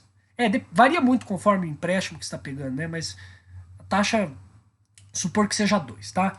E aí você está elevando ao tempo. Tá bom, essa é uma taxa de 0,02, só que é uma taxa mensal. Então, quantos meses que você vai me pagar esse empréstimo? Eu vou pagar para você em 12 meses. Então eu elevo isso daqui a 12. Isso se o montante for juro simples. Tem que ver sempre se é juro simples ou se é juro composto, porque aí o juro simples é diferente. Veja, o juro simples, o montante, se comporta na forma de uma função linear. Agora, no juro composto, se comporta como função exponencial. Então veja, tem uma lacuna bem clara que começa a surgir, né? A taxa às vezes até pode ser menor no juro composto, mas ao longo do tempo, o valor sempre vai ter um ponto em que a função exponencial vai ficar maior do que a função linear. Portanto, dependendo do tempo que você pegar, o do juro composto vai dar muito mais, pode dar muito mais do que o do juro simples, se você pegar um empréstimo de longo prazo. Então, como é que a gente calcula o valor total que você vai... Como é que eles calculam o valor total que você vai pagar? Eles pegam o montante, pegam o capital que você pôs lá, se for juro composto, lembrando sempre, juro simples, juro composto. É o capital vezes 1 mais 0,02, aí aqui dentro está a taxa, né, que eles estão cobrando, né, de você, a taxa mensal elevada ao número de meses. Essa soma ali. Beleza? Aí você sabe exatamente quanto vai pagar e eles dividem o valor do montante pelo número de meses que você tem para pagar. Então você nem percebe o quanto que muitas vezes pode ser mais vantajoso o juro simples em relação ao juro composto, né? Então você não percebe que você está pagando muito mais para o banco do que, né, do que você pagaria em juros simples, né? Então fica... E que é meio sacana também, né, se você for pensar. Porque, por exemplo, se eu faço isso, se vamos supor que eu pego e estou emprestando para o governo esse dinheiro. Se eu estou emprestando para o governo, eu não fico com... Eu não recebo mensalmente. Eu só recebo no final. Agora, o banco vai recebendo mês a mês aquele dinheiro, só que ele está recebendo a mesma coisa que eu, só que ele pode receber mês a mês, enquanto que eu tenho que esperar até o final para receber. Entendeu? Então é meio sacana, mas é assim. Então veja, então a fórmula do montante é essa. Podemos trabalhar também com a ideia de taxa equivalente. Taxa equivalente seria pensar quanto que você teve de aumento na hora que você iniciou até o momento em que você resgatou o investimento, por exemplo, em juros compostos. Que é uma fórmula que deriva dessa, né? Seria, eu não estou lembrado se é exatamente isso, mas eu acho que era 1 igual a 1 mais i elevado a t menos 1. Eu acho que é isso. Essa aqui é a tua taxa equivalente, ou seja, é o quanto o teu sei lá, empréstimo, investimento, qualquer coisa, o quanto que rendeu em percentual, quanto que aumentou percentualmente esse investimento conforme essa taxa aqui. Essa daqui seria, digamos, a taxa equivalente, como eu disse. E essa é a taxa que você está pagando mês a mês, ano a ano, seja lá qual for a unidade que eles estão usando, né? Então essa aqui é a formulazinha da taxa equivalente. Ela vai dizer a variação percentual de quando você começou lá, de quando você colocou o dinheiro, quando você iniciou o investimento, até o final. Beleza? O que mais eu tinha falado? Ah, tá. Eu tinha comentado também que eu ia falar da regra do 72. É uma regra muito boa mesmo, porque ela dá uma estimativa muito prática, muito mais prática do que fazer isso. Por exemplo, se eu quero, vamos supor que o meu objetivo é dobrar o dinheiro que eu estou investindo. Eu invisto em, sei lá, eu pego e invisto na bolsa de... Não, na bolsa de valores não funciona assim. Eu invisto em tesouro direto pré-fixado. Pré-fixado por quê? Porque eu sei exatamente qual que é a taxa do que o governo vai me pagar lá no início. Beleza? Então o governo te diz, ó, você me empresta por, sei lá, 10 anos. Pode ser de 10, pode ser de 8, pode ser de 5. Normalmente, quanto maior o tempo, como o risco do governo não te pagar é maior, você acaba tendo percentuais, né, taxas maiores. Né? Mas a questão é que... Peraí, já perdi a linha do raciocínio. Calma aí, peraí. Mas a questão principal é o seguinte: a regra do 72, você consegue rapidamente saber o quanto que você tem que investir para dobrar aquele investimento que você pôs. Pode ser 1.000, pode ser 100, pode ser R$2. Você sabe quanto tempo vai demorar para você receber o dobro. Então como é que funciona? Você pega 72 e divide pelo valor da taxa. Só que não é a taxa em decimal lá quando você representa porcentagem. Porque, por exemplo, 20% equivale a 0,2. Não. Você desconsidera a porcentagem e pega só esse valor de 20 e divide por 20. Este aqui vai ser o número de períodos lá que você vai ter que esperar para receber o dobro do que você investiu.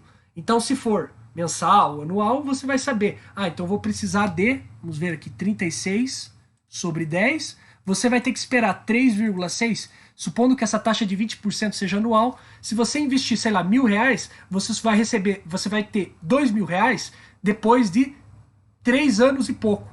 Beleza? Então esta formulazinha aí ajuda muito para quem tem que fazer essas aproximações rápido, para gente da área de contábeis e etc. E até pode ser aplicada para gente aqui. Só que uma coisa que é interessante é que, uma coisa que eu não entendi, pelo menos, dessa regra, é uma aproximação, ela também não é perfeita. Ela pode dar uns erros em alguns valores. Porque, por exemplo, e se minha taxa for 72%? Vai dizer que eu tenho que esperar um ano. Então, se minha taxa for 72%, vai demorar um ano para receber o dobro. Mas isso não faz sentido. Porque se eu tenho 100% no início, para que eu tenha 200%, vai ter que ter aumentado 100%. E não 72%. Entendeu? Então esse negócio funciona, essa aproximação funciona para taxas menores. Se for um valor exorbitante desse, não funciona.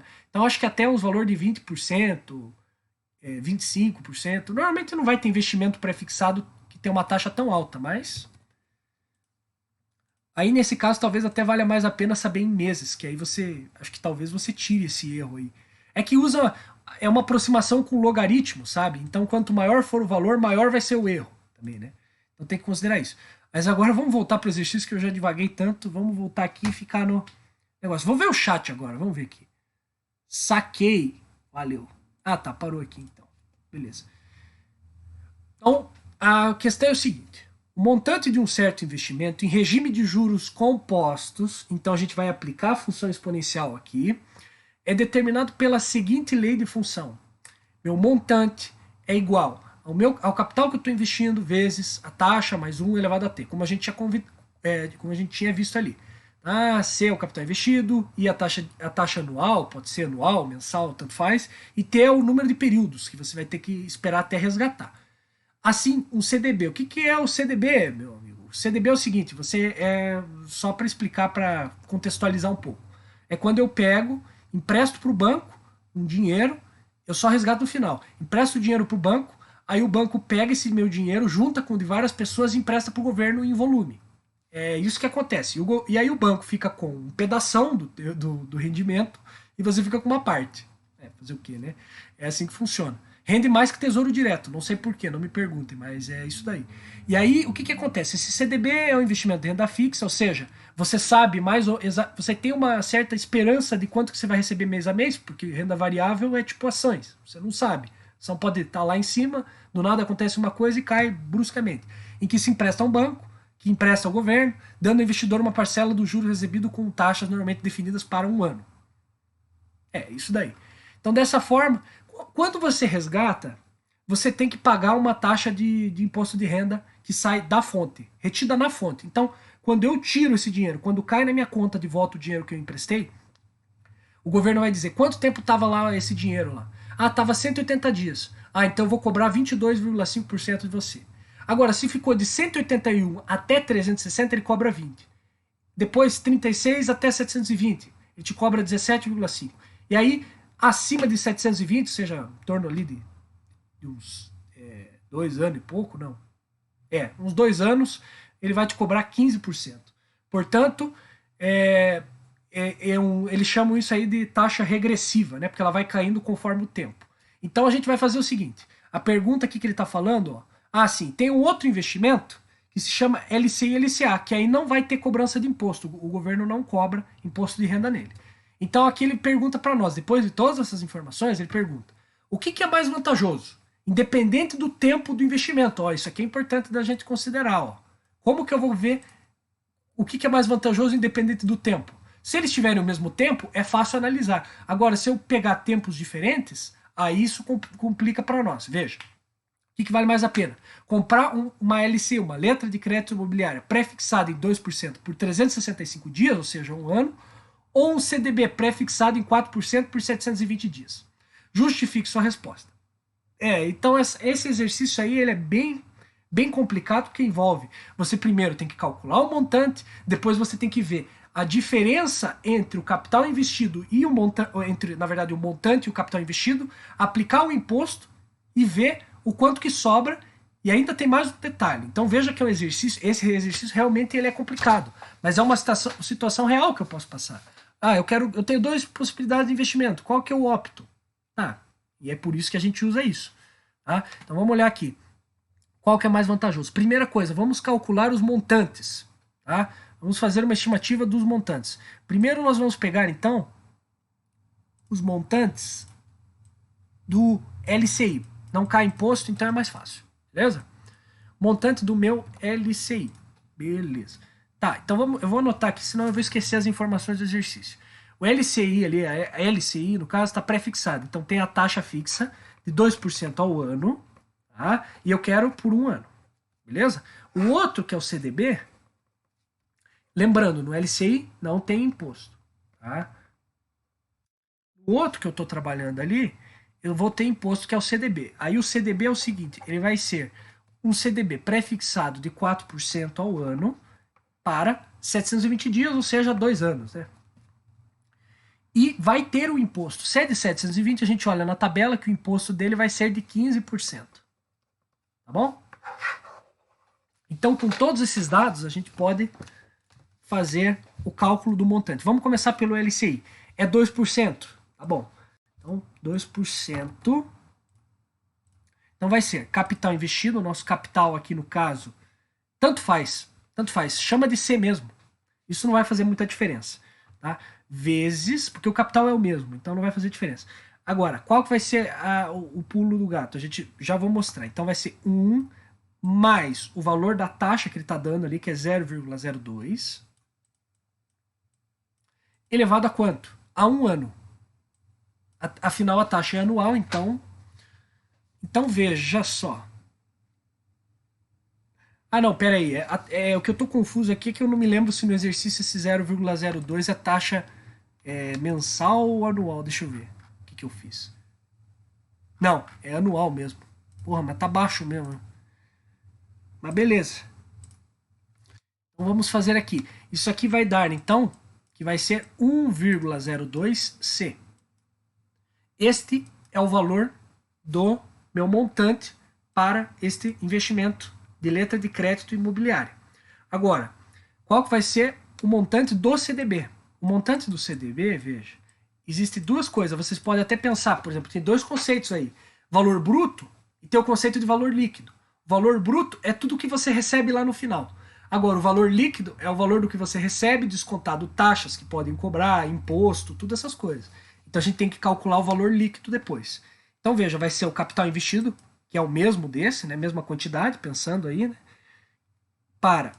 Aí vai ter aqui 1 mais a taxa, que se não me engano era 0,04, né? Pelo que eu anotei, para 2 anos. Portanto, vai ser 1,04 ao quadrado vezes C. Aí você pega a tua calculadora e vê qual dos dois é maior. Mas ainda tem mais um negócio. Lembra, a gente tem que descontar aquele imposto, né? Aquele impostozinho que vai vir no nosso valor. E esse imposto, ele incide em quê? Ah, é de 15%. Se o imposto é de 15%, vai me sobrar quanto? Vai me sobrar quanto? 75% que vai me sobrar, porque os 15% vão embora e fica 75% do valor do montante. Só que tem uma sacada que vocês têm que perceber, senão vocês vão fazer besteira. Que não é referente a esse 1 aqui. Porque esse 1 é o capital investido. O governo seria muito sacanagem se ele pegasse ainda o dinheiro do que você investiu lá. Então você ia perder, ia sair no prejuízo às vezes. Né? Porque aí ele ia estar tirando do valor investido e não do rendimento. Então a gente tem que descontar não do valor investido, mas sim do rendimento. Então o que nós vamos fazer? Nós vamos pegar e vamos dizer que vai ser C mais quem? A gente pode fazer C mais 75% de quem? Do meu rendimento. E o meu rendimento vai ser quanto? Aí deixa eu fazer o cálculo aqui na calculadora, senão... Né? Deixa eu fazer o cálculo aqui. 0,04, que vai ser o meu rendimento, elevado a 2 vezes 100. Então nós vamos ter que vai ser 75% disso, ou seja, vai dar no total 75% de 0,0016. Não, desculpe. Deixa eu fazer de novo aqui. 1,1. 1,04 elevado a 2, beleza? Vezes 0,75. Isso. Agora acho que está certo com alíquota de imposto e tudo. Aí somando vai dar, se eu não tiver errado, vai dar 1,8, mais ou menos, do capital. Então isso daqui para o CDB, descontado o imposto, vai dar 1,8 do capital. Esse não tem imposto, então vai dar direto 1,02. E agora, ele tem que lembrar daquele detalhezinho para a gente comparar os investimentos. Eu quero independente do tempo. Então o que eu faço? Eu posso fazer o seguinte, para desconsiderar, quer dizer, para considerar a questão do tempo aí dentro, o que eu faço? Eu posso pegar esse capital e dividir pelo tempo. Aí eu vou conseguir um coeficiente aí que vai me dizer quanto que eu ganho por ano. E do outro eu vou saber quanto que eu ganho por ano também, só que aí em vez de ser um ano, eu vou estar dividindo por 2. Então veja, divido por 2 aqui, vai dar 0,9, eu acho, se eu não fiz besteira lá atrás, e aqui vai dar 1,02 do capital. Portanto, vale mais a pena, considerando o tempo que você está investindo, vale mais a pena. Esse negócio ficou muito feio, peraí, deixa eu apagar. Vale mais a pena, como o do LCI, fazendo essa questão do tempo, deu 1,02 o capital, e esse aqui do CDB deu 0,9 o capital, vale mais a pena para o mesmo tempo, sei lá, um ano, que você invista no LCI. Então ele rende mais do que o CDB, pensando no tempo que você vai ter que deixar lá. Então veja que é mais vantajoso o LCI do que o CDB. Portanto, a resposta é que o LCI é mais vantajoso que o CDB. Pronto. Exercício complexo esse daí, hein? Bem complicado. mais questões assim que vocês podem ter que fazer coisas assim na vida depois, né? Mas ó, esse aqui é um desafio, né? Não vou falar dele aqui, tá? Um desafiozinho. Acho que eu não vou comentar disso daqui hoje. Tem alguém aí que tá na chamada? Alguém aí fala no microfone, dá um oi, sei lá, cara. Alguma dúvida quanto àquele último exercício?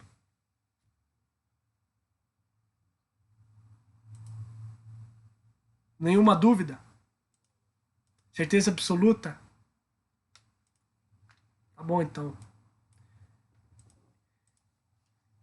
Será que tem mais algum exercício? Eram esses que eu tinha preparado e tem um desafiozinho aqui, né? Não é tão importante, mas é interessante que esse desafio aqui, ó, veja, você aplica, só dando a dica, você faz aquela conversão de variáveis, né? Mas ó, porque ele aparentemente ele é bem complicado, porque ó, veja, aqui você tem 4 elevado a x, 6 elevado a x, 9 elevado a x. Então, o que complica nesse tipo de exercício é que você vai ter que fazer alguma alteração nessas variáveis para conseguir é, fazer aquele negócio da troca de variáveis para facilitar o teu raciocínio. Né? Então é um exercício complicadinho. E o interessante é que ele cai exatamente na proporção áurea, esse exercício. Né? O valor positivo da resposta lá cai na proporção áurea. Mas esse aqui é só um desafio, não é tão importante. Né? Alguém ficou com alguma dúvida sobre o juro simples, juro composto, etc.? Ô Gava, quantos exercícios que é bom fazer quando você está estudando alguma parte de matemática? Uns 10 da Federal e uns 3 do ITA? Cara, quanto mais melhor, cara. Sério, quanto mais exercício. Não precisa ser do ITA, não precisa ser da Federal, mas quanto mais exercício você for fazendo, melhor. Não sei, pelo menos eu faço assim. Eu acho que ajuda a entender. Quanto mais você vê de uma coisa. Cara, matemática é matéria que é mais assim, cara. Não importa. Não é decorar o negócio.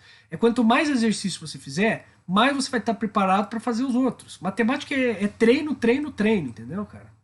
Por isso que eu acho que não tem uma regra assim. Talvez para você funcione fazer 10 do Federal, 3 do ITA, mas eu acho que quanto mais, melhor. É o que eu faria. Não sei. Dentro das possibilidades, quanto mais, melhor. Mas exercício do ITA é muito, muito ferrado mesmo. Muito difícil. Deixa eu ver então, o que mais nós tínhamos. Podia falar de logarítmica, mas acho que não vamos entrar nisso aqui. Querem que eu retome o negócio? Eu esqueci de falar do juro simples ainda. Ah, sim, da função ímpar e da função par. Eu vou terminar com essas duas coisas. Então, só o juro simples, a fórmula, né? Como você está fazendo, se não me engano, a fórmula é assim, ó, é C vezes 1 mais I vezes T.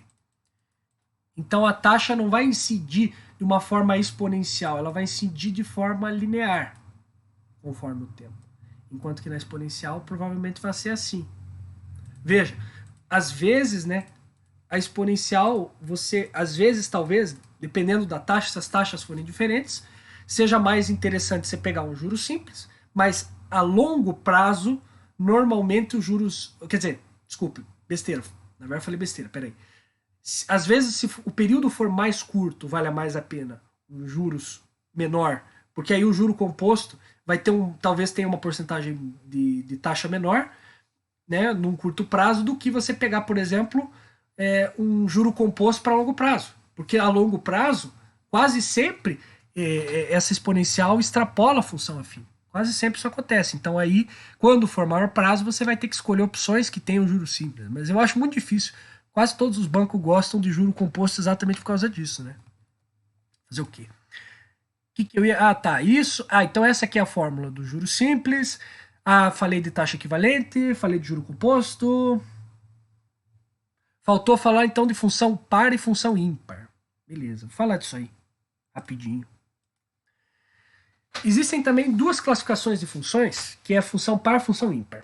Função par é o seguinte: função par é quando eu tenho a seguinte condição é atendida: f de x é igual a f de menos x. Alguém sabe me dar um exemplo de uma função que segue isso daí? Alexandre, dá um exemplo aí, Alexandre. Dá um exemplo de uma função que quando você coloca o valor negativo lá, então, por exemplo, 2 e menos 2 dá a mesma imagem. Uma função que a gente viu hoje, pô. Função quadrática, porque ó, Tem dois tipos. A questão é a seguinte. Tá, vou dar outra pergunta então. Outro exemplo de função que quando eu coloco o valor de x e o valor de menos x dá a mesma imagem. X e menos x, sei lá, 2 e menos 2. Que não seja a quadrática. Que a gente comentou rapidamente. Não chegamos a entrar muito. É a função modular. Módulo, porque módulo de x e módulo de menos x, ambos resultam em x positivo. Né? Então, esta função é dita uma função par. Então, ela vai ter um espelhamento da função, que é aquela ideia que eu falei do braço, né? Então, você vê que a função do segundo grau ela tem dois bracinhos ali, né? Então, você faz o seguinte, ó. Por exemplo, uma função par aqui seria a função assim, ó. Você vai ter sempre um eixo de simetria aqui. Mesma coisa se for uma função, sei lá, modular assim. Você vai ter esse eixo de simetria. Então, isso que é a função par. Isso daí eu acho que era importante de ver, pelo que eu vi. Isso daí tem a ver, esse conceito de par, função ímpar, porque a função seno, se não estou enganado, uma é par e outra é ímpar. Só que, infelizmente, a gente nem chegou a ver esse conteúdo e deve cair uma questão do vestibular, por conta do fato do Buyer não ter podido se segurar e ter falado do conteúdo do segundo ano. O cara teve que falar conteúdo do terceiro, né? Então a gente acabou não vendo função seno e função cosseno, infelizmente, né? Mas então, função par, o conceito é esse. Eu pego um valor x e pego o oposto dele, ambos vão ter a mesma imagem. Beleza? Essa é a ideia da função par. E aí vai ter esse eixo de simetria, que normalmente ele vai ser, e que no caso vai ser paralelo ao eixo das ordenadas, o eixo y. Beleza? Sim, tem mais uma coisa. Eu vou falar de função inversa hoje, mas não vou entrar muito na função inversa, mas vou falar de função logarítmica e dizer qual que é a relação dela com a exponencial. Tá? Porque logarítmica a gente pode falar outra hora, né? Marcar outro dia para falar dela, porque tem bastante coisa, várias propriedades, etc. Mas continuando aqui, daqui a pouco eu falo disso. E aí tem a função ímpar. Função ímpar, se eu não estou enganado, eu acho que f de menos x é isso, igual a menos f de x. Exemplo de função ímpar, função do terceiro grau. Função do terceiro grau, como é que ela é? Ela é assim, ó. Peraí. Eu até acho estranho, porque ela toca 3 vezes no bagulho e depois... Peraí. Ficou horrível isso aqui. Deixa eu refazer essa coisa.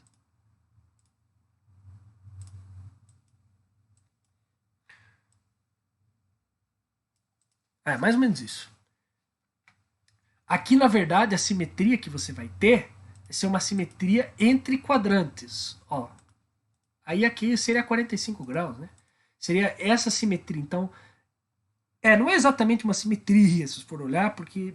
Tá, mas dá pra ver que tem um aspecto, de certa forma, simétrico. Porque se você dobrar, elas não vão se sobrepor. Mas dá pra ver, então, que esse quadrante não deixa de ser uma certa projeção do outro quadrante. Então, o primeiro quadrante e o segundo quadrante aqui. Então, você vê que tem esse aspecto. Então, essa daí é a função ímpar. Beleza? Então, veja que tem essa certa simetria, digamos assim. Então, quando eu coloco, por exemplo, vou dar o um exemplo aqui para ficar mais claro, porque essa função é mais difícil de visualizar. X ao cubo. Então, por exemplo, se eu colocar menos 2 ao cubo, menos 8. Certo? Agora, se eu colocar 2, né, então, se eu colocar 2 ao cubo, eu vou ter 8. Então, o meu f de menos x, que é o f de menos 2, que deu menos 8, vai ser igual ao menos f de x, que aí, no caso, 2 ao cubo dá 8, portanto, menos f de 8, f de 2, na verdade, menos f de 2 vai dar menos 8. Portanto, está comprovado que é uma função ímpar. Beleza? Então, esse é o conceito de função par, função ímpar. Beleza? Uma coisa que eu esqueci de comentar, não, isso aí eu vou deixar para outra hora também. Vamos agora comentar, então, só última coisa. Função exponencial e a relação dela com a logarítmica. Veja, o que vocês têm que lembrar é que a função 2 elevado a x sempre pode ser convertida numa inversa. A inversa, se vocês lembrarem como é que a gente fazia, por exemplo, a função y igual a 2x. O que eu faço para transformar esta função na inversa dela? Eu pego e tudo que é y vai virar... O y, no caso, vai virar x e o x vai virar y. Então a gente inverte os papéis. Então esse y vira x e aquele x lá vai virar y. E aí eu tento isolar o y. Nem sempre você consegue, mas você tem que tentar isolar o y. Aí eu faço log de 2 aqui desse lado, então vou ter log de 2 de x. E aqui log de 2 elevado a y. Se vocês lembrarem daquela propriedade, a propriedade de que quando eu estou com o expoente, eu tombo ele ali para o lado. Então vai ser y vezes log 2 de 2, portanto, log 2 de 2, que 2 elevado a que número que dá 2? 1. Portanto, 1 vezes y. Então eu vou ter y igual a log 2 de x. Então, esta é a função inversa nossa. Então, se eu tiver uma função que é assim, ó, aqui ponto 1 e aqui o ponto 1. Se a minha função, supondo que seja desse formato, tá? Vamos supor que essa aqui é a função 2 elevado a x, beleza? A nossa função logarítmica vai ser assim, ó.